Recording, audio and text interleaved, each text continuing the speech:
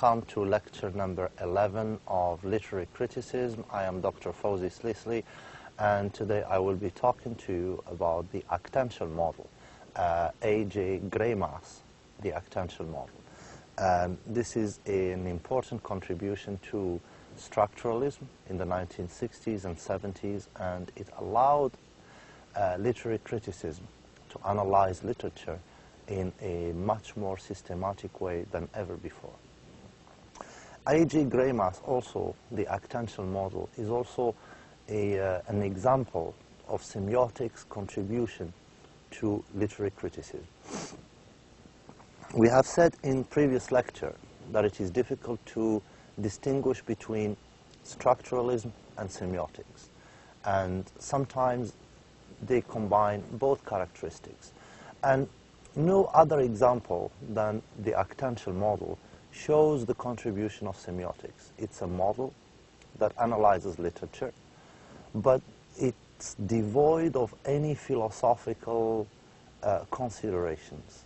The actential model isn't interested in the philosophical or cultural implications of the discoveries that it makes about literature.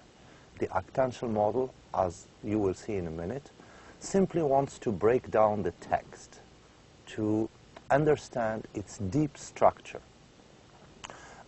It's not interested in the philosophical implications or the critical or cultural implications of its discoveries, but it simply wants to break down the signifying structures of the text, as you will see.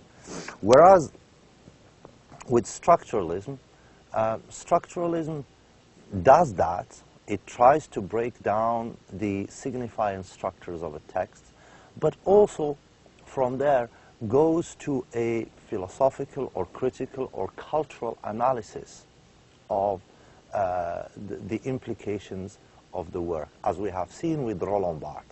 Roland Barthes discusses the notion of the author, tries to deconstruct the notion of the author, but from there he moves into cultural, historical, philosophical implications. With the actential model, we don't go into that. It's almost like laboratory work.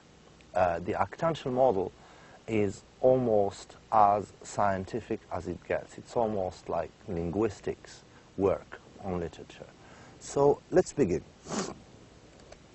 The origins of the actential model. Well, it appeared in the 1960s. It was developed by A.J. Greimas, and he developed it on the basis of Vladimir Propp's 31 functions, the morphology of the folktale that we've seen when we studied formalism. So Greimas developed the actential model from Vladimir Propp's the morphology of the folktale. The actential model is a tool that can theoretically be used to analyze any real or thematized action, but particularly those depicted in literary text or images. What does this mean? Well, you can apply it on any literary text. Not only that, you can even apply the actential model on life, on real life. You can apply it on situations in real life, and it works. Whereas Vladimir Propp's model only applied on folktales, right? And we couldn't apply Vladimir Propp's model even on literature, because literature is too unpredictable. But the actential model applies on all literature and even on real life. Let's see how that works. In the actential model, an action may be broken down into 6 components, or the action of the entire text, the entire narrative, novel, play, short story. The action can be broken down into 6 components called actons, les actons. The actential analysis consists of assigning each element of the action being described one of the actential classes. So 6 actons. And an acton is not an actor. It shouldn't be confused with the actor or with the character. They're neither actors nor characters. What are they? Basically, there is 6 actons, 6 categories. There is the sender, the object, the receiver, the helper, the subject, and the opponent. 6 of them. And as you will see in the diagram of the slideshow, the sender, there's always subject-object relationship in the middle. Subject, object. And this binary of subject-object always shows us the basic action of the play. Why does the subject want the object? And when I say subject, it doesn't mean the hero of the play or the novel. It might be, if there is a story, for example, about, say, there is a novel about the Egyptian revolution that just happened last year. The subject could be the people, and their object will be freedom, right? So the people is a collective body. It's not an individual, it's not one character, it's a lot of people. The people want freedom, and freedom is the object. So that's what I mean when I say that the acton is not a character and it's not an actor. It's l'acton, right? And the object or the subject are acton. So besides the subjects and objects, there is the sender and the receiver, right? So when we talk about the sender, we want to ask, why does the subject want the object, right? The sender explains why. Why does the subject want the object, right? So it can give us either psychological explanations. Why does the subject want the object?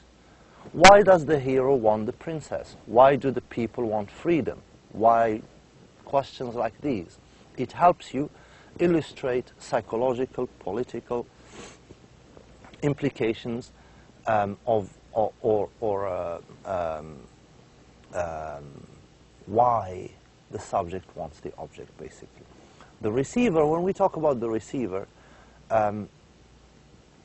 it also explains the end, the aim.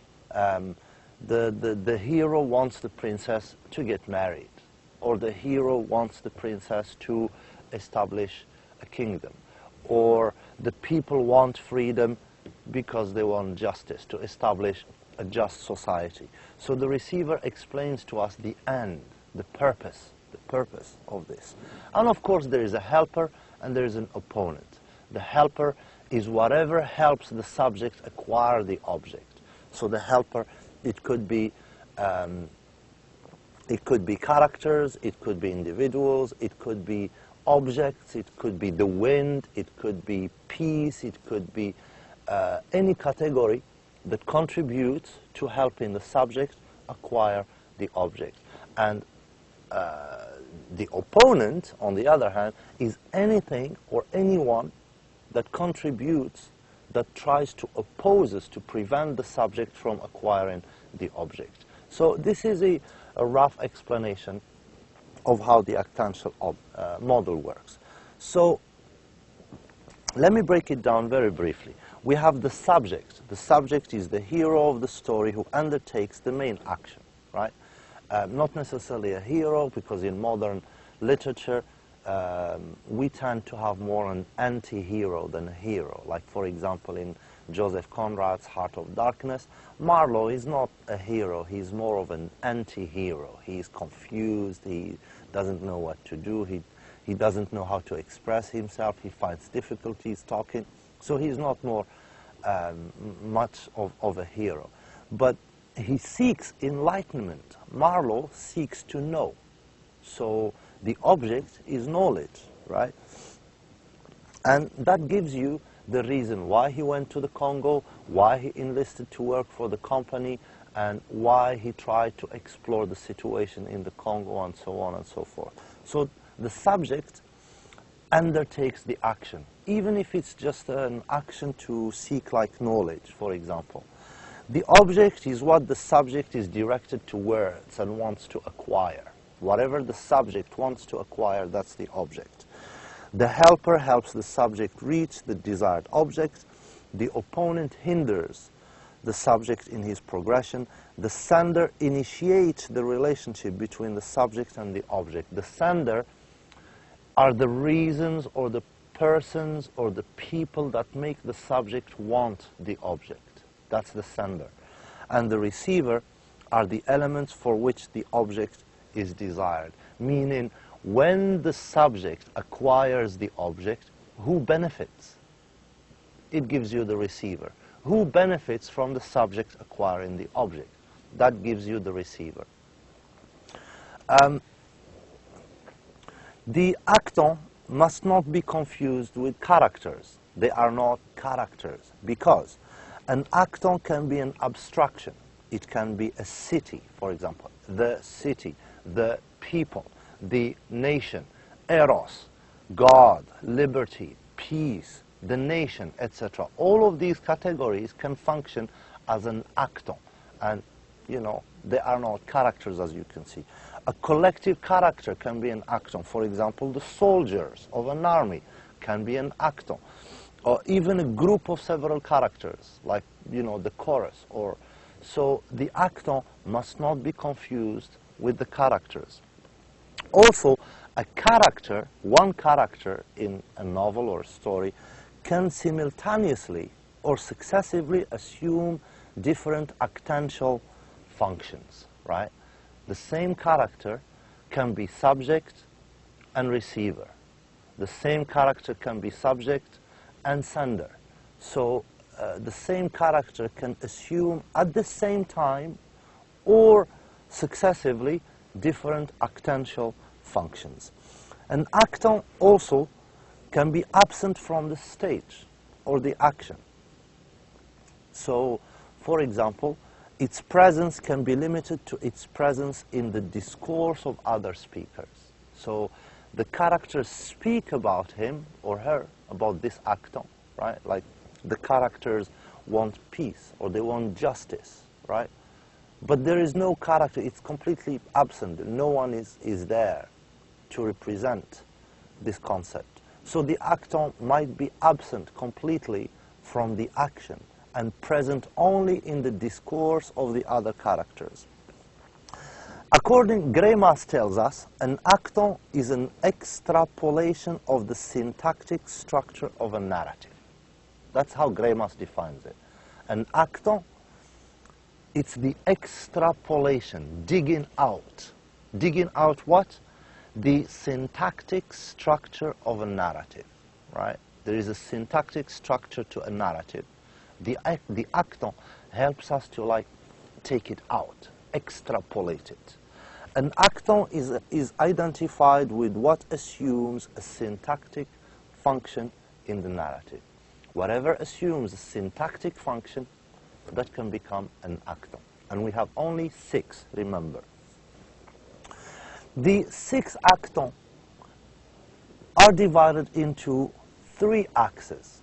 Greimas divides the 6 actons into 3 axes. The first axis has subject-object, the second axis has helper-opponent, and the third axis has sender-receiver. Let me explain each one of them briefly.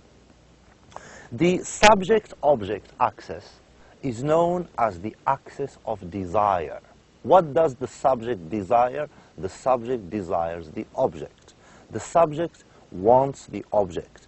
The relationship established between the subject and the object is called what? Junction. Junction. The subject wants the object. Depending on whether the object is conjoined with the subject, for example, a princess. If a prince wants a princess, they're conjoined, brought together in marriage. Or disjoined. For example, the subject has a dead body he wants to get rid of. So the subject wants the object. What's the object? It's to get rid of a dead body. This is a relationship of disjunction, right? The subject wants to, separate himself, get rid of the dead body. So this is a disjunction. So it can be a relationship of junction, the prince wants the princess, or it can be a relationship of disjunction. But at any rate, the axis of subject-object gives you the axis of desire. What's the main desire in the play? What is the main desire that wants to be achieved in the play or in the narrative or in the story? The helper-opponent axis is called the axis of power. The helper assists in achieving the desired junction between the subject and the object, right? So the subject has a dead body, he wants to get rid of it, right? The sender is anything or anyone that helps him achieve that. Or the subject is a prince who wants to marry the princess. Anything or anyone that helps the prince marry the princess is the helper. The opponent does the opposite. The opponent tries to prevent this from happening. For example, the sender, the helper or the opponent, they can be a sword, a horse, it can be carriage. Carriage helps the subject acquire the object. So it can be carriage, it can be the wise man that helped the prince, it can be the witch, the dragon, the faraway castle, fear even inside. Fear prevents the hero from acquiring the princess, right? So fear can be an acton too. The third one is the axis of transmission. It's the sender-receiver. This is the axis of transmission. The sender is the element requesting the establishment of a junction between subject and object, right? Why does the subject want the object?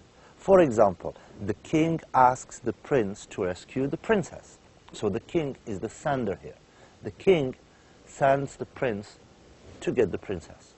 The receiver is the element for which the request is being undertaken. Who benefits?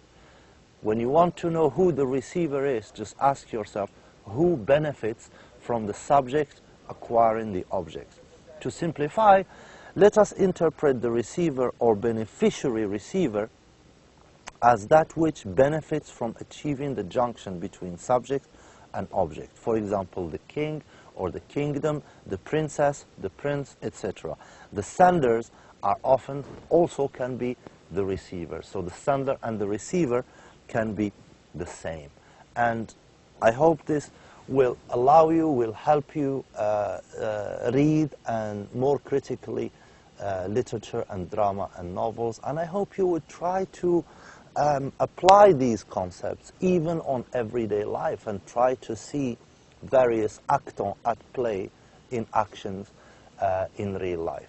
And with this, we come to the end of this lecture. Thank you for your attention. Wassalamu alaikum wa rahmatullahi wa ta'ala wa barakatuh.